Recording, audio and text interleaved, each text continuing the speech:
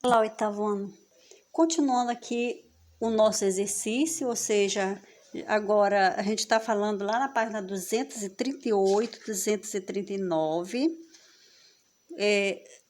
Como a gente está observando o exercício em si é bastante extenso, então a gente está fazendo por grupos, tá? Para poder a gente alcançar todo esse nosso exercício, ok?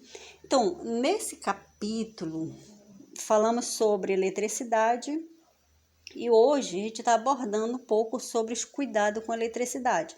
Todos nós sabemos que para você manusear qualquer, digamos assim, aparelho que envolva energia, uma lâmpada, um micro-ondas, qualquer tipo de aparelho, você tem que tomar todos os cuidados possíveis, tá? Então, aí dentro, lá na página 230, você está observando aí algumas situações dentro das nossas próprias casas, os quais a gente tem que ter esse conhecimento básico para evitar um prejuízo, um dano à nossa saúde, muitas das vezes até mesmo a morte, tá? Não só dentro de casa, mas na rua também a gente tem que ter todos os cuidados possíveis. Depois a gente vai falando também sobre economia de energia, isso que eu estou me referindo, energia elétrica, né? Então, essa energia elétrica, dentro de casa você tem sua geladeira, tem o chuveiro elétrico, tem o forno micro-ondas, a máquina de lavar, ar-condicionado, ferro de passar e outros mais que você pode ter. E você tem que conhecer que processo você deve ter para uma possível economia de energia. Cuidado na hora de comprar, como você vai manusear esse aparelho? Precisa um técnico para instalar? Mas você mesmo, depois de instalado, quais os cuidados que você tem que ter para que haja um consumo de energia razoável? Ok? Então, visando até mesmo o processo de economia. Eu sei que muitas das vezes os filhos, no caso, não sabem nem quanto é que custa uma conta de água, uma conta de luz, então usa de qualquer forma, tá? Então procure estar orientando-se para que você possa ter esse conhecimento básico desse processo de economia. Mas vamos ao nosso exercício. Página 238. O exercício 1, ele está colocando assim: uma atitude que não é aconselhada, mas que ainda é comum, é a utilização de dispositivos multiplicadores de tomadas, conhecidos como benjamins, para ligar diversos equipamentos elétricos em apenas uma tomada. Oh, que coisa! Isso é muito comum dentro das nossas casas, né? Aí vem a primeira pergunta: por que essa atitude pode ser perigosa? Olha lá, porque, olha, na imagem você está observando aí o tanto de aparelhos ligados numa só tomada, né? Mas vamos lá. Está perguntando por que essa atitude pode ser perigosa. Então, nós vamos observar que esse dispositivo ele pode causar aquecimento do circuito elétrico e propor um curto-circuito e possivelmente um incêndio, tá? Então veja bem que são vários aparelhos, vários carregadores, digamos assim, utilizando uma mesma tomada. Então ele pode aquecer e pode provocar esse curto-circuito. Por isso que não se deve fazer isso, tá? Não é aconselhável. Aí você pode dizer assim, mas em caso de necessidade, não é aconselhável, tá bom? Letra B. Caso seja necessário ligar mais de um equipamento na mesma tomada, a recomendação é que utilize os chamados filtros de linha, equipados com um fusível como o da fotografia ao lado. Explique a utilidade do fusível de filtro na linha. Então, nós vamos observar que eles podem, digamos assim, no caso, os fusíveis, né? Eles são equipamentos de proteção ao ser percorrido por uma corrente elétrica maior do que a tolerada, ele se rompe, impedindo a passagem da corrente, preservando os equipamentos conectados ao filtro de linha e evitando assim acidente, tá? Então é mais ou menos isso que você... Mas aí você pode estar pesquisando e dando a sua própria resposta. Então, só sugerindo alguns itens, tá? Número 2. O filtro de linha da fotografia abaixo, que é esse que você observa aí, possui um fusível que suporta uma corrente máxima de 10 amperes. Aí vem. Letícia ligou alguns aparelhos elétricos nesse filtro de linha. A soma dessas potência desses aparelhos é de 1.550 volts. E a tensão elétrica da tomada, a qual o filtro de linha está conectado, é de 127 volts. Responda: o que aconteceu com o fusível de filtro de linha? Aí nós podemos estar dizendo o seguinte, que provavelmente o fusível de filtro de linha se rompeu. Veja bem, provavelmente, tá? Pois ele foi fabricado para suportar uma corrente elétrica de até 10 amperes. E nessa situação que você observa aí, a intensidade da corrente elétrica, será aproximadamente de 12,2 amperes. É mais ou menos isso que você pode estar respondendo aí no seu exercício, tá? Mas aí são sugestões de resposta, vocês podem estar pesquisando para obter uma melhor informação, tá? Uma resposta mais esclarecedora, tá bom? O objetivo aqui é ajudá-lo a desenvolver seu próprio exercício. Então, vamos lá. Continuando, vamos aqui na página 239, onde ele coloca assim: bandeira vermelha, saiba como economizar energia elétrica e ter conta mais barata.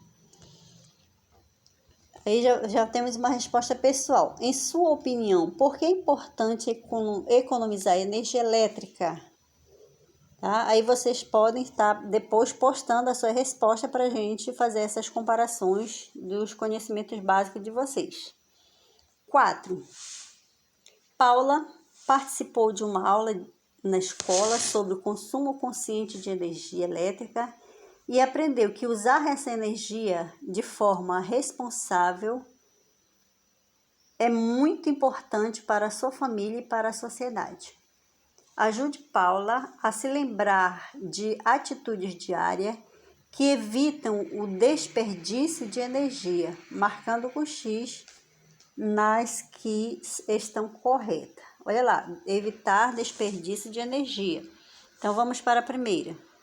Durante o dia, prefira iluminar sua residência apenas com a luz natural. Tá correto isso? Claro que tá, né? Então, marca com X. Durante a noite, ao sair dos ambientes, apague a luz. Isso contribui para a economia de energia elétrica. Correto também. Utilize lâmpadas LED em ambientes onde permanecem acesas por mais tempo, pois essas lâmpadas são mais econômicas. Correto. Não demore no banho e mantenha o chuveiro desligado quando se ensaboa. Corretíssimo também. Ao comprar equipamentos elétricos, prefira os que têm o selo da Procel ou a etiqueta A do Inmetro. Também corretíssimo. Ok? Questão de número 5. Vamos lá.